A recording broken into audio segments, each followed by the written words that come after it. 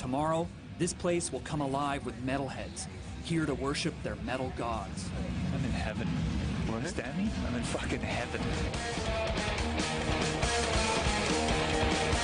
You know I'm going to lose, and gambling's for fools, but that's the way I like it, baby. I don't want to live forever. And don't forget the Joker.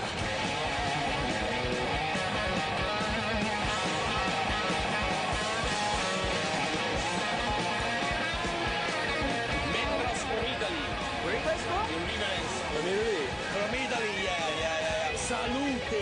Salute.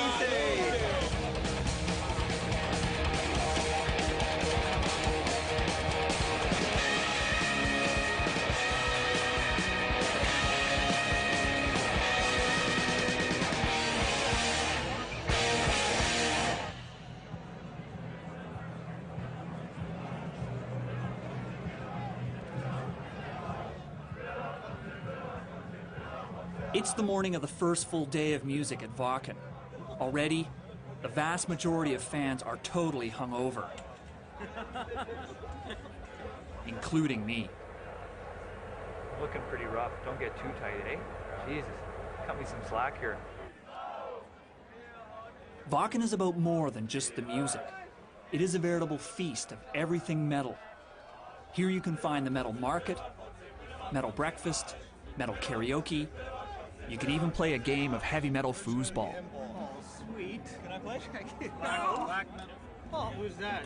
I want Dio. Oh, it should be like black metal versus terrible. Wicked. Fans travel tens of thousands of miles from over 20 countries to be at Wacken. As an anthropologist, I'm here to explore the elements that unify this group of fans. The important thing about festivals is you can come here and get anything you want. Get your band shirts, get everything. Represent. It's the look, image, it's the uniform. What makes metal a culture is, firstly, the music, no question about it. Secondly, uniform is the wrong word, but the way you dress. People dress in a certain way, and it marks them immediately as metal fan. Black is really important. Leather is really important. Silver is good, you know, in studs. It's not real silver, it's nickel. Black in Western culture in general is a very interesting thing. It means of danger, it means evil, but also, again, of freedom.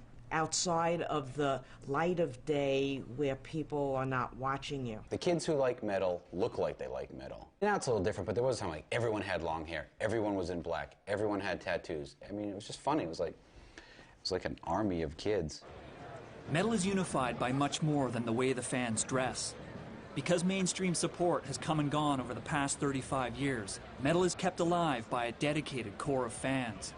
They are the ones who publish magazines, program college radio shows, run independent record labels, and host news sites and chat rooms on the internet.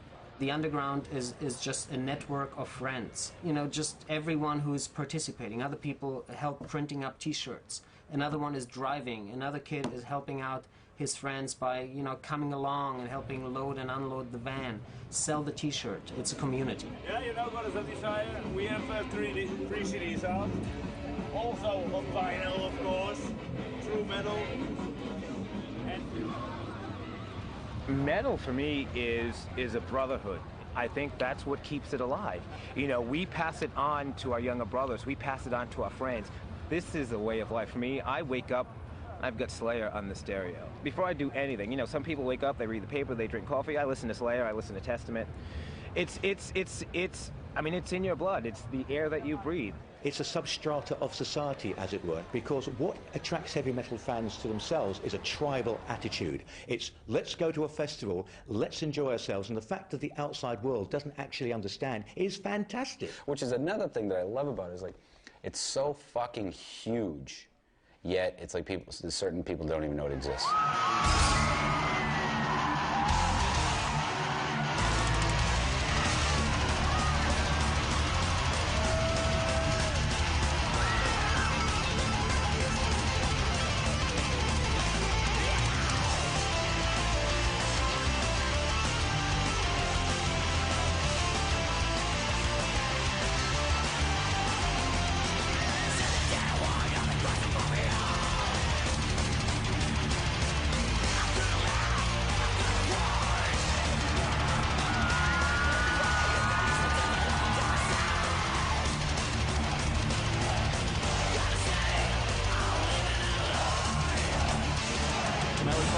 amazing.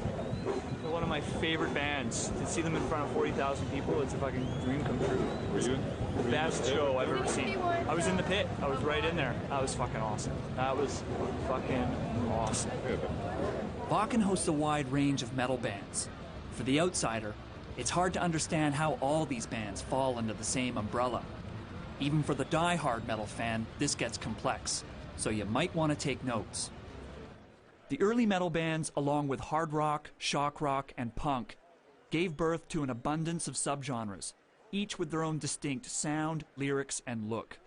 These are power metal, the new wave of British heavy metal, progressive metal, glam metal, pop metal, stoner metal, hardcore, thrash metal, the first wave of black metal, Norwegian black metal, grindcore death metal, Swedish death metal, metalcore, grunge, goth metal, industrial metal, hard alternative, new metal, and the new wave of American metal. But don't worry, I'm at Wacken to focus on the fans, not to meet with bands from every metal subgenre. There are a couple of bands, though, that I can't resist the opportunity to meet. We're at the gate. My first interview is with the Norwegian black metal band Mayhem, the most controversial group in the metal underground.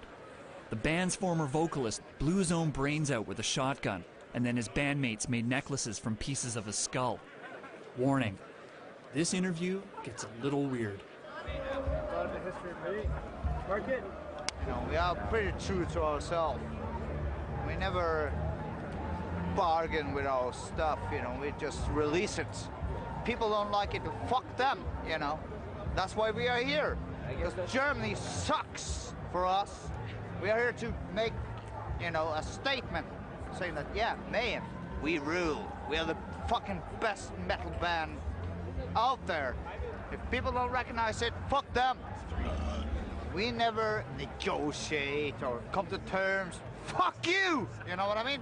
Can you repeat the question? A lot of people we've talked to have said that black metal is starting to lose touch Who are they? with its roots. Which one? Who the fuck are you talking to? Fuck them, you know? Do you have any comments about that? Fuck them. Yeah, I have a comment. Fuck you, you know? Beer and interviews? Not a good combination. But I know one guy who can deliver is Ronnie James Dio. He's the godfather of power metal, metal's most over-the-top and fantastical subgenre. Think swords, sorcery, chivalry, and Dungeons and Dragons, and you've got power metal. One of the things Ronnie is known for is inventing the devil horns, the most enduring symbol of heavy metal culture. I'm of Italian extraction, and my grandmother and my grandfather on both sides, of both my mother's and father's side, came to America from Italy, and they had superstitions. And I would always see my grandmother when I was a little kid, you know, with her holding my hand and walking down the street. She would see someone and go, "What's that?" And eventually learned that it was called the Maloik. And the Maloik was, someone was giving us the evil eye, so she's giving it protection against the evil eye. Or you can give someone the evil eye too. So invent it, no, but perfect it and make it important, yes, because I did it so much, especially within the confines of that great band, Sabbath, which had this incredible name already, and you put that together with what people think it is. But for me, because I'm lucky enough to have kind of just have done it so much, it's been more equated with me than anyone else. Although Gene Simmons will tell you that he invented it, but then again, Gene invented breathing and shoes and everything, you know. What makes metal unique? What makes the fans and the culture of metal unique, do you think?